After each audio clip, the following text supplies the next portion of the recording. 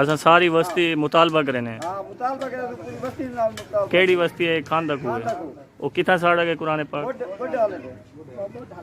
ठीक है ठीक है उन तो बाद इन्ना जेड़े हुन पुलिस आई है इन्ना आके वीडियो मोबाइल ही घेन की देने सारी एक छूहर चा गए मेरे मुलेर दी इकबाल दी छूहर को चा गए उन तो बाद इकबाल को चा गए मेरे सोत चाचे मेरे मांगे वाले छूहर को उनको ही चा गए ई गाल को दबेंदे पन क्यों दबेंदे पन ए दीन दा मसला है साको कुसना पिया कुसो जान देवनी पे देसू ठीक है असा पिछा नहीं हटदे मुखालफत बंदे दी होंदी है मुखालफत तेरी मेरी मुखालफत मान गिदा तेरी मेरी मुखालफत मैं ये काम तो ना करना ठीक है जितनी मुखालफत होवे बंदे दी जितनी ये काम नहीं कर सकदा वो बंदा मेहरबानी करो इना को आगो सारा बंदा त्राए बंदे ने निकी बाल उनको डाले बलाने रोंदी हुई गई है डर गई छुएर इंदा बाल दा बयान उठाई ही नहीं दे इत इंसाफ नहीं थी सकदा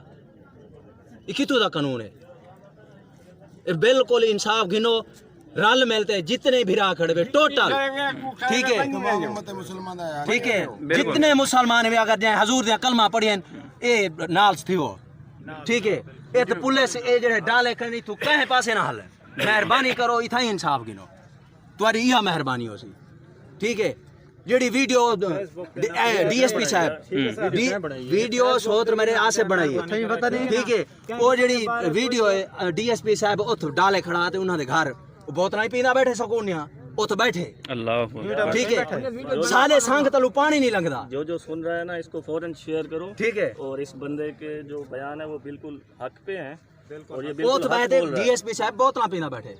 ठीक है ए बोतलां घेन गए ए जेड़ी माई कुरान साड़े डीएसपी दे नाम को दसना ना दा आप हुन करोड़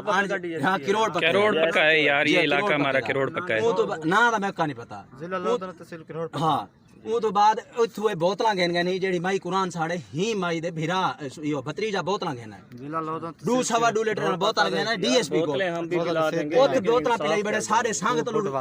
पानी नहीं लंघदा अफसोस है इतनी गाल होवन दे बावजूद वो ही गाल को दबेंदे पान भाई कोई भराई का नहीं भराई काट दी ने